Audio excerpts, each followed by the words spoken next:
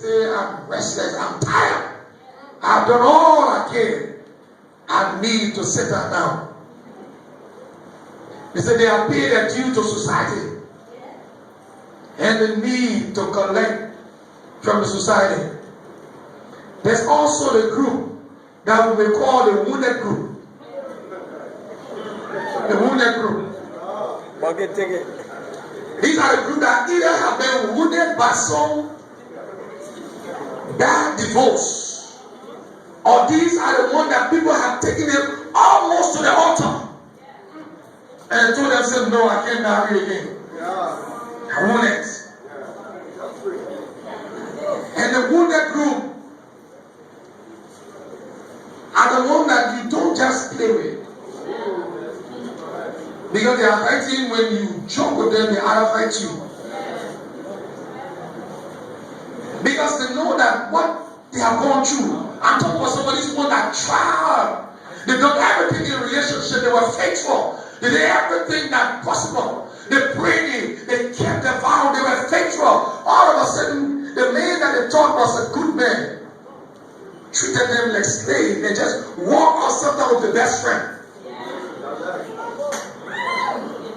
These are the women that say that the next time I get married, I'm taking it for no man. They will be obedient for just a while until you marry them. So what I took for that man, I'm not taking it from you. Because they've been wounded.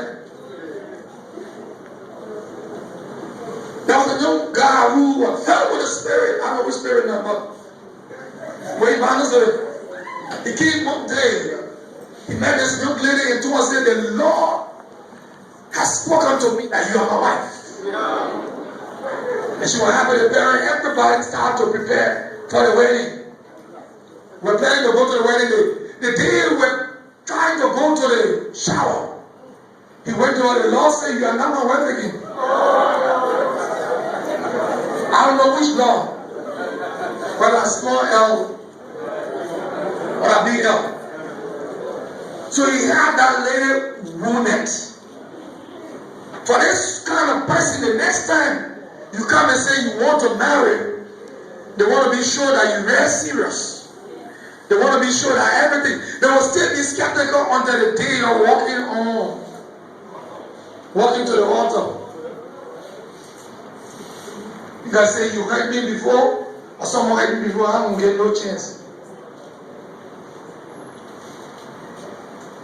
Then, among all of these groups, you have those among all of them that try to pick up the broken pieces.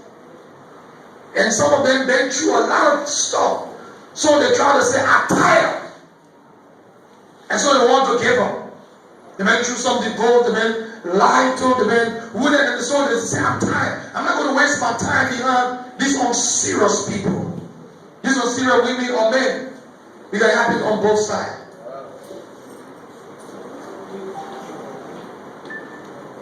But at the end of the day, the God who we serve, He can fix it for His children. Our passage under consideration, and the one we want to talk about today, we want to talk about a single woman. But a single woman, she's one that her husband died. Do not see someone with a husband died, you say because she divorced, she's not single. Because the husband died, it means that she's not single. Or maybe the person divorced you. When you are divorced and you have nobody, you stay single. Eh? That it can't be married. But this woman in our passage under consideration in Ruth, the Bible says that Elimelech, when there was a problem in Egypt in Israel at that time, decided to flee to the neighbor. To go to find greener pasture. They go to make sure things are okay. Like how in Liberia now we have the Ebola crisis. They are still leaving and they are going. 1990, a lot of persons left. And some people stay here. But don't mind it. It doesn't mean because you stay here. When the peace guy mean that you enjoy. Sometimes the people that leave and enjoy on that side. When everything already was still taken and put it on you.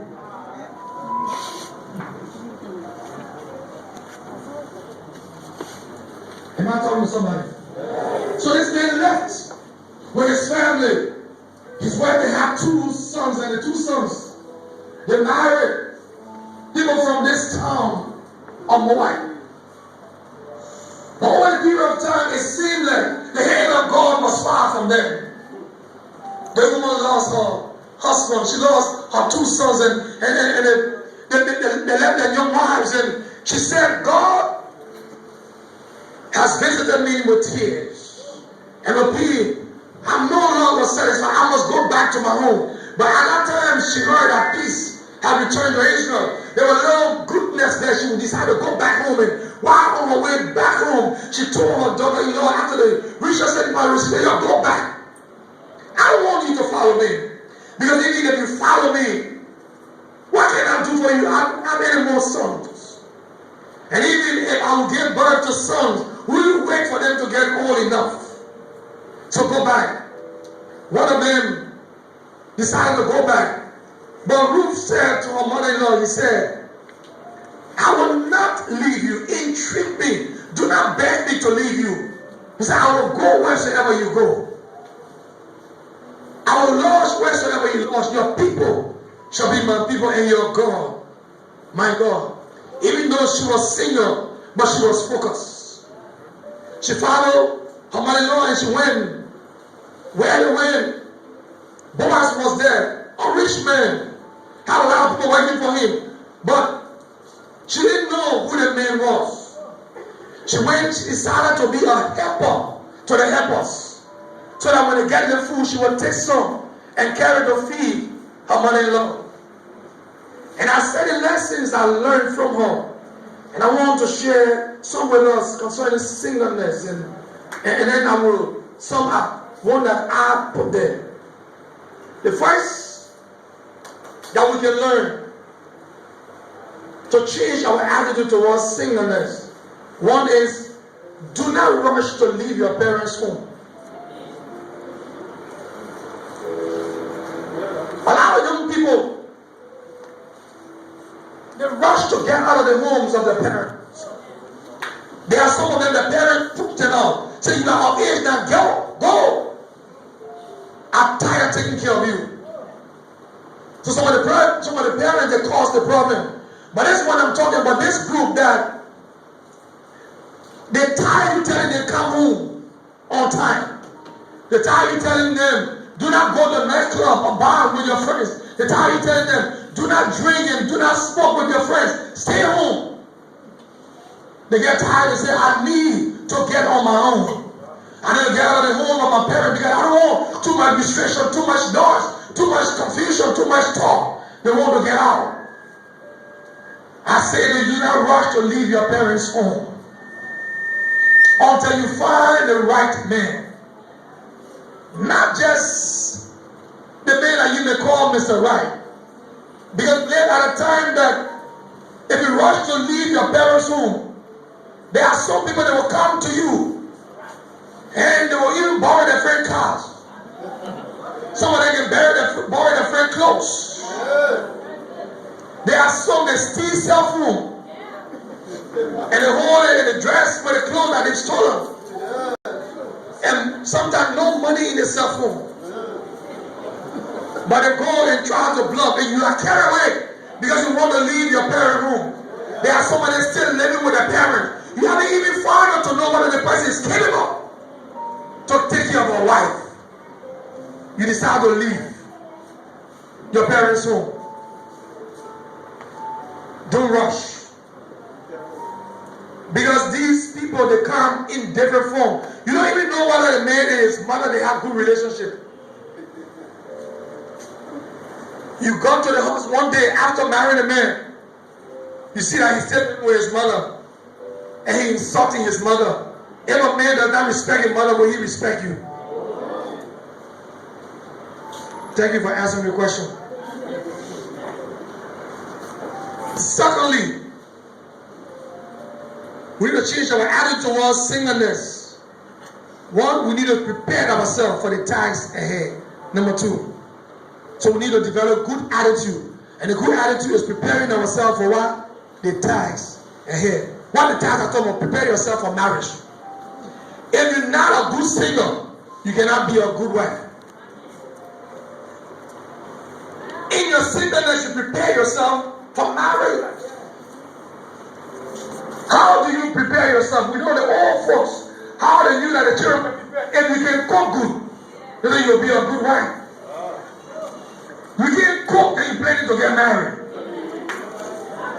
You have to pass and go back kobo for your husband to eat. How long will you job him with kobo? How long? On 19th Street, there was a lady. Every time they'll be in video club, she'll go buy food, carry her husband. They said one lady used to be right near Maritime. A short lady, she used to cook. I know some people can remember it was a popular place to eat. We used to go there. So this lady, one day the husband said, I invited my friends and I want you to cook. So for the same food you can cook. The day they go anywhere, she started sweating. She said her stomach was fighting. She had to send for her man to do the cooking. People came, the mother had to come to cook because she can't cook. You are not prepared for marriage, man. You can cook. There are some women that can't clean up a 15 room. One room. They wouldn't know how to clean the place where the people, the footsteps can go. When you visit them, you still can't clean up a 15 room. How you be able to clean up a house? You are not prepared to get married. You are not prepared. You are not prepared. So you need to prepare yourself for married life. Prepare yourself by being obedient to your mother and your father, taking instruction from them. So when you get home, when you get instruction, people will listen. You don't even know how to take instruction. How do you get instruction? You are not prepared for your own home. Develop the right attitude by preparing yourself for your future. Develop the right attitude. What kind of attitude? Some of us don't have the right attitude. Disobeying our parents. They tell us to work. We don't want to work. We have to say, the Bible tells us that Ruth, her mother-in-law, no job, but she was the woman, she went out in the street. Went to full job to work in the garden, to work, to grab wheat, in order to bring something home for her to eat. If that woman could take care of her mother-in-law, you know that if she had children, she would take care of the children.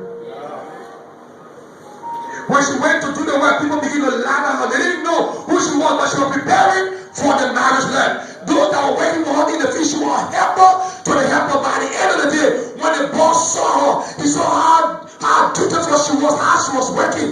The boss said she can be my wife. So she left from being a helper to the helpers to become the boss lady. The Lord said, I will bless the works of your hand. He didn't say I will bless your sleep. He didn't say I will bless your laziness. What you put in the pot is what you will get out. And you put too much salt, it will become salt brown.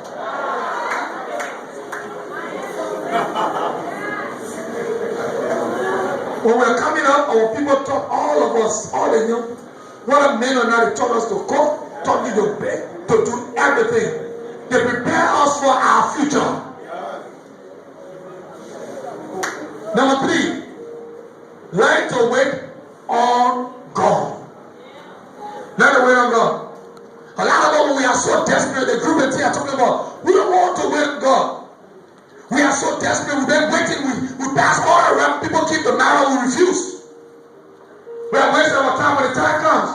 Because we went to one church and maybe they preach on fornication.